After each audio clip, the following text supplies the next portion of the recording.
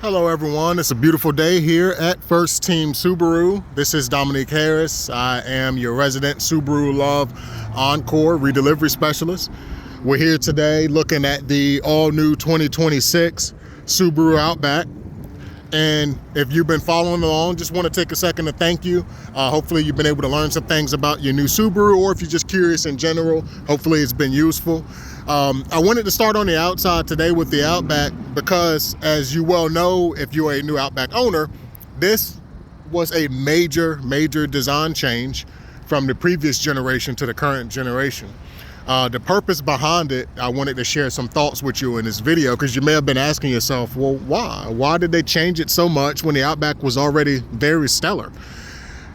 Subaru was looking to change the narrative for this vehicle a little bit. The history of the Outback and the history of a lot of Subarus are wagons, station wagons, especially if you go back a decade or two. And that was no different for the Outback. The silhouette of the car was very similar through the years. Now, Subaru wanted to create some distance between this vehicle and the Forester. The Forester is another very highly accoladed model. And the unique approach by Subaru with a global approach means that a lot of these SUVs, well, basically all the SUVs, are going to have the same capabilities when it comes to the all-wheel drive system. It's going to have the same capabilities and the same abilities when it comes to safety with the active safety features. It's the same Subaru global platform. It is the same eyesight system. So the Forester and the Outback were kind of getting a little blurred. Subaru wanted to create some distinction. So they have a brand new model. This is the largest Outback ever. You notice that it is a very boxy shape. They definitely wanted it to elicit more of an SUV feel and less of a wagon, and they did a good job of that. But I wanted to show you on the outside just some of the design cues, because you may have seen some of it and may think, well, some of this is cosmetic and some of it, you know, maybe not so much. So with the shape, when you have a very boxy SUV like this, of course, it has more drag and it's going to be less economical when it comes to your fuel economy. So Subaru needed to incorporate a few things to maximize the aerodynamics of this vehicle, so it's not just a big tank that is terrible on gas. So you notice a very open grille, a split grille in the front. This is a pretty common feature in vehicles nowadays. Just maximizes airflow, allows that air to pass through your lower vent there, which includes an active shutter as well that can close or open depending on speeds. That increases your aerodynamics. Here with our wheel well arch, you notice a cutout here, and then you notice those are functional. You can see through. This is actual cutout. I can stick my finger in there. And then you also notice this wheel well, how the wheel well is insulated, for lack of better words. That's all for aerodynamics. These cuts will help direct the airflow. Air is able to pass through here. This reduces turbulence inside of your wheel well.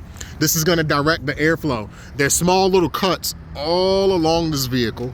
Just every line is designed to carry the air a certain way and make sure that the air is being directed in a proper manner to maximize your airflow. Same here. This is not just design, this is textured as well. Same thing, this is going to reduce drag. This is going to increase aerodynamics.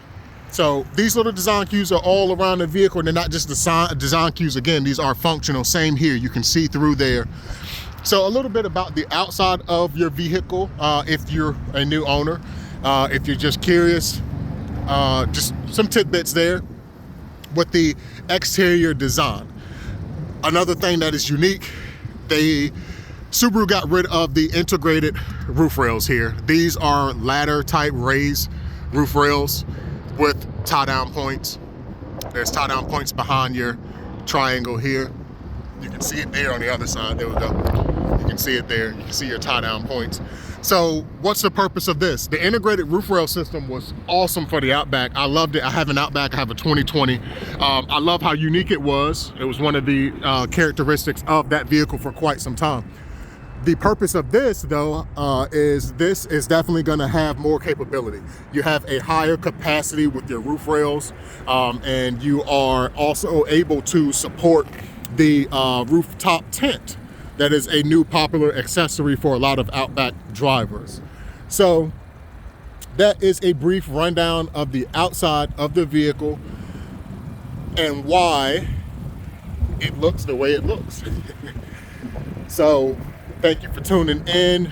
Stay tuned if you want to learn more about the features and functions of the vehicle, which may be why you're actually here. I'm going to do a deep dive into the Outback. This one's a premium in particular, so we'll talk about some of the features, functions, and I hope that you can learn something. If you have any questions, don't hesitate to reach out. This is Dominique, First Team Subaru. Stay tuned for more info on the beautiful new Outback.